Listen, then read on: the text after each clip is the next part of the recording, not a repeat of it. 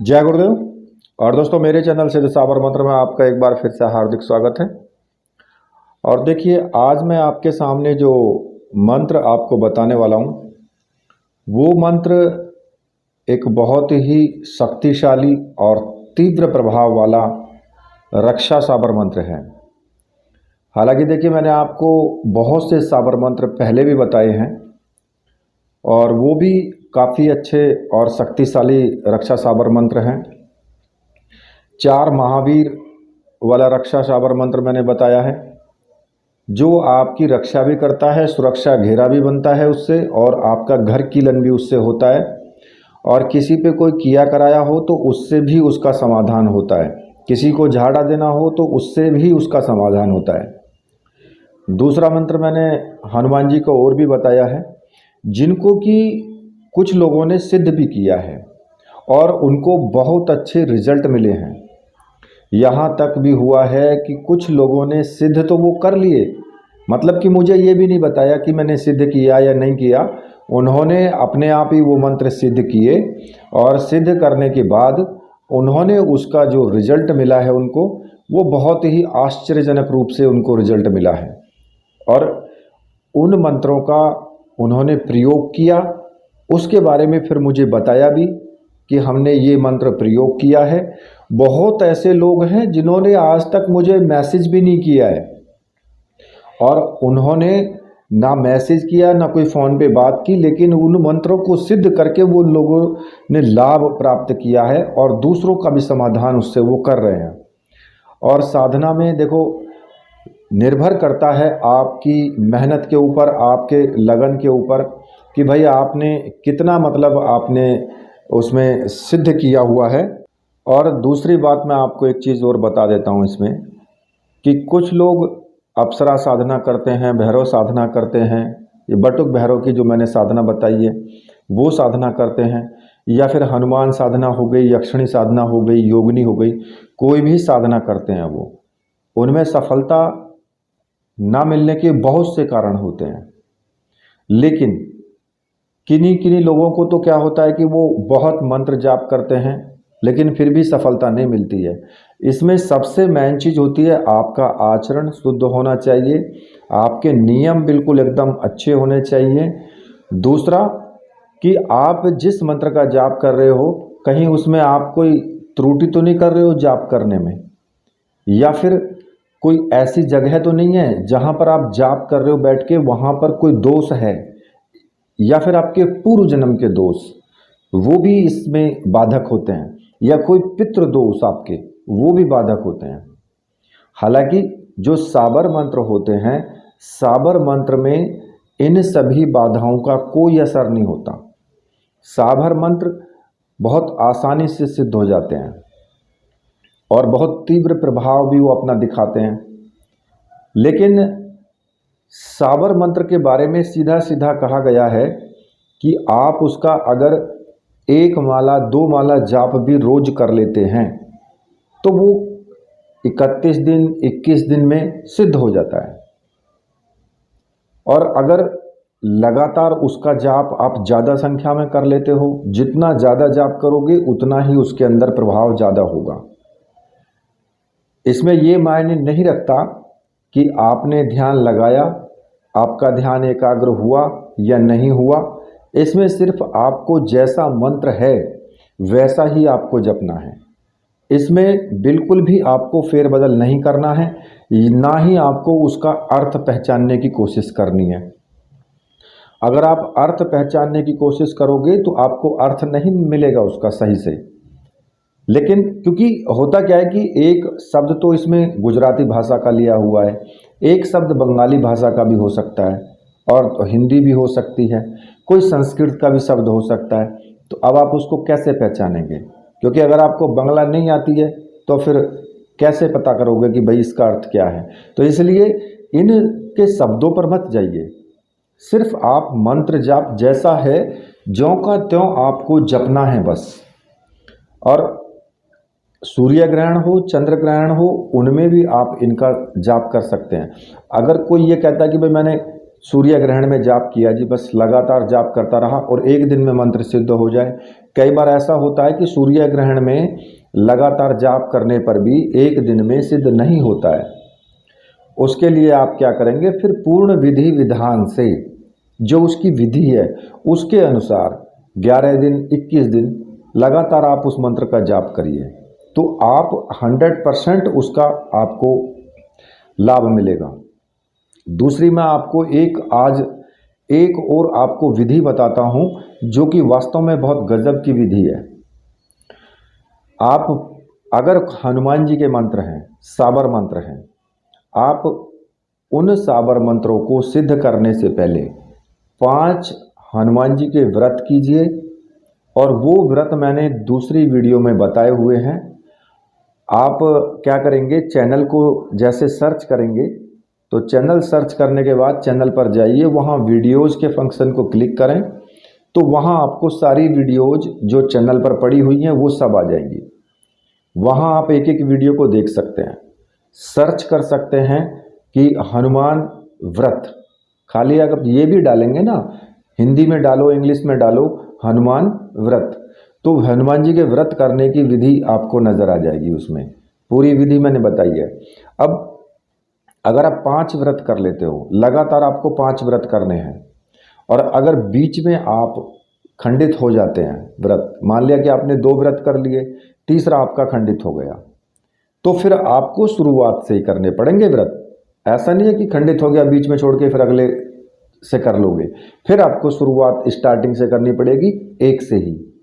तो इसलिए 5 व्रत करने बड़े मुश्किल हो जाते हैं। कम से कम 2 या 3 बार में आप 5 व्रत कर पाओगे, रिपीट करने पड़ जाते हैं, और व्रत भी थोड़ा कठिन है जो मैंने बताए हैं। लेकिन अगर आप उन व्रतों को कर लेते हैं तो हनुमान जी की कृपा आप पे विशेष रूप से होने लगती है। और फिर अगर आप हनुमान साबर मंत्र सिद्ध करते हैं तो वो बहुत जल्दी सिद्ध हो जाते हैं फिर। ठीक है, तो देखिए मैंने आपको ये विधि बताई है।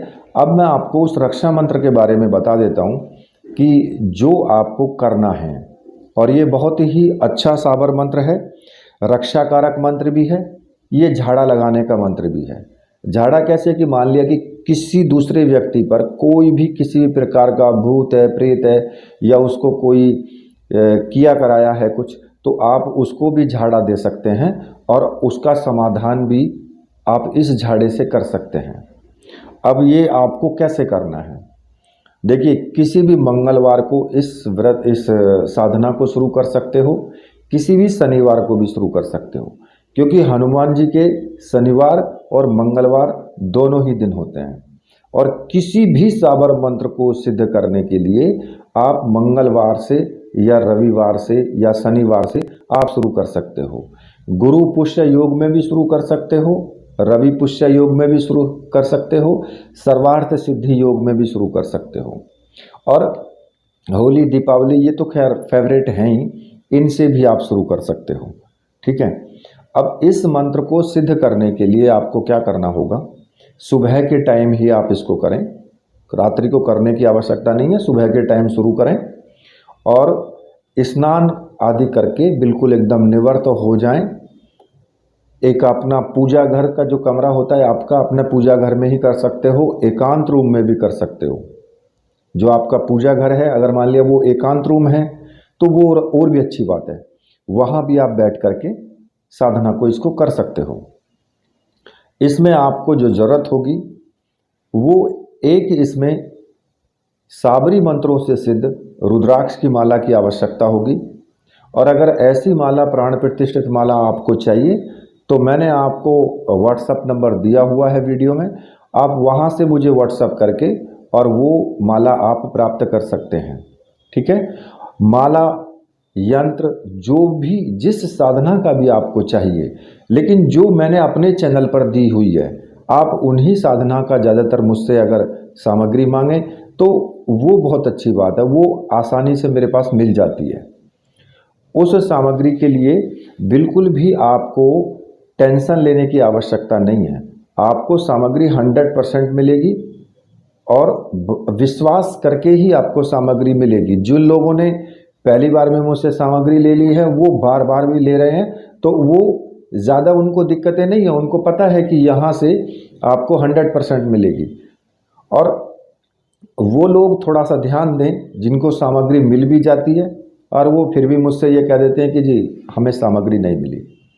देखिए, मैं चाहे सरकारी पोस्ट ऑफिस से भेजूं या प्राइवेट से भेजूं, सब पे पता लग जाता है अगर डिलीवरी हो गई है, किस डेट में डिलीवरी हुई है और किस टाइम पर हुई है, सब उसमें आ जाता है नंबर डालते ही। तो अगर वहाँ पे दिखाई दे जाता तो मैं भी समझता हूँ, क्योंकि बिना डिलीवरी किए वहाँ स्टेटस नहीं दिखाएगा ऐसा। और वो फिर भी लोग बोल दें कि भाई नहीं हमें नहीं हुई है, तो मैं नहीं मान सकता हूँ उस चीज़ को। हालांकि पता तो मुझे भी लग जाता है कि भाई डिलीवरी हुई है या नहीं हुई है, लेकिन फिर भी ज़्यादा अगर आप इस तरीके से करते हैं तो आपके अंदर गुरु तत्व और उन सब चीज़ों की तो महत्वता ही नहीं है, फिर सिद्धि कहाँ से प्राप्त होगी। अगर आप ऐसा सोचते हैं, आपके अंदर अगर ऐसी बातें हैं तो फिर सिद्धियां प्राप्त नहीं होती हैं। सामग्री कोई ज़्यादा इतना वो नहीं रखती है कि मान लिया कि आपने एक बार सामग्री ले ली, दूसरी बार ले ली, तीसरी बार ले ली, उससे क्या फ़र्क पड़ने वाला है बताओ। खैर चलो छोड़िए उन चीज़ों को, आपको सामग्री 100% मिलेगी, उससे आप बेफिक्र रहिए। बेझिझक हो करके आप पेमेंट कर सकते हैं, ठीक है। अब इस साधना के लिए आपको एक घी का दीपक, लाल रंग के फूल, लाल रंग का आसन, उत्तर दिशा की या पूर्व दिशा की तरफ मुख करके बैठें अपने पूजा घर में ही, और साथ में ही धूप बत्ती अगरबत्ती जो भी है वो आप रख लें। अब आपको क्या करना है, सबसे पहले आपको अपने जो गुरुदेव हैं, गुरु का पूजन करना है। उनको धूप दीप दिखाएं, पुष्प चढ़ाएं, चावल चढ़ाएं, सिंदूर का टीका लगाएं और गुरुदेव से प्रार्थना करें कि हे गुरुदेव, मैं ये रक्षा मंत्र सिद्ध करने जा रहा हूँ हनुमान जी का, आप मुझे आज्ञा दें और आशीर्वाद प्रदान करें। और अपने गुरु मंत्र का एक माला का जाप जरूर करें, जो भी आपके गुरु हैं, ठीक है। अगर भगवान शिव को आपने गुरु माना है तो फिर भगवान शिव का आपको उसी प्रकार से पूजन करना है और एक माला गुरु मंत्र का आपको जाप करना है, ओम नमः शिवाय। ये आपका, अगर भगवान शिव को गुरु माना है तो ये ही आपका मंत्र होगा, ठीक है। अब जब आप गुरु पूजन कर लेंगे तो उसके बाद आपको क्या करना है कि आप भगवान श्री राम का पूजन आपको जरूर करना है। उनकी तस्वीर अगर आपके पास है राम दरबार की, तो उसमें हनुमान जी भी होते हैं, राम दरबार भी होता है। अगर नहीं भी है तो कोई बात नहीं है, भगवान श्री राम का पूजन करें और एक माला भगवान श्री राम के नाम के मंत्र की जरूर जपें। मंत्र है राम रामाय नमः। इस मंत्र को एक माला का जाप करें, चाहे आप अगर माला नहीं है तो भले ही 5-10 मिनट बैठ करके ऐसे ही जाप कर लें मानसिक रूप से ही, और भगवान श्री राम से प्रार्थना करें कि मैं हनुमान जी का मंत्र सिद्ध करने जा रहा हूँ और ये आपके सेवक हैं, इसलिए प्रभु आप थोड़ा मेरे ऊपर कृपा रखें। और देखिए होता क्या है कि अगर हनुमान जी की साधना कर रहे हो तो राम का नाम तो आपको जपना ही होगा। अगर राम का नाम आपने जपा तो फिर आपको दिक्कतें पैदा नहीं होंगी, और अगर राम का नाम आपने नहीं लिया तो हनुमान सिद्धि आसान कार्य नहीं है, बहुत उच्च कोटि की साधना होती है हनुमान साधना, कोई छोटी मोटी साधना नहीं है, ये भी मैं आपको बता देता हूँ। तो जब राम जी का नाम का जाप कर लेंगे उसके बाद आपको क्या करना है कि 21 बार आपको सर्वार्थ साधक साबर मंत्र का जाप करना है। अगर आप इस मंत्र का जाप कर लेते हैं तो आपकी साधना में जो सिद्धि है वो आसानी से, सरलता से आपको मिल जाती है। वो मैं आपको बता देता हूँ। गुरु सठ गुरु है वीर, गुरु साहब सुमरों बड़ी भांत, सिंगी टौरों वन कहो मन्नाव करतार, सकल गुरुन का हर भजे घट्टा पकर उठ जाग, चेत संभार श्री परमहंस। इस मंत्र का 21 बार आप जाप करें और इतना कार्य आपको प्रतिदिन करना है, ठीक है। इसके बाद हनुमान जी का आपको पूजन करना है। हनुमान जी को सिंदूर का टीका लगाएं, लाल रंग के पुष्प चढ़ाएं, धूप दीप दिखाएं, चावल चढ़ाएं और इसमें आपको रक्षा विधान करने की आवश्यकता नहीं है कि आप इसमें रक्षा घेरा लगाएं, ऐसी कोई आवश्यकता नहीं है, क्योंकि ये तो स्वयं मंत्र जो है वो रक्षा मंत्र ही है, तो इसलिए इसमें आपको आवश्यकता नहीं है। इसको आप फिर सीधा सीधा आप जपना चालू कर देंगे। और मैं मंत्र आपको बता देता हूँ। ओम नमो धरती माता धरती पिता धरती धरै न धीर बाजे सिंगी बाजे तरतरी आया गोरखनाथ मीन का पूत मूंज का झड़ा लोहे का कड़ा हमारी पीठ पीछे यति हनुमान खड़ा शब्द साचा फुरो मंत्र ईश्वरो वाचा।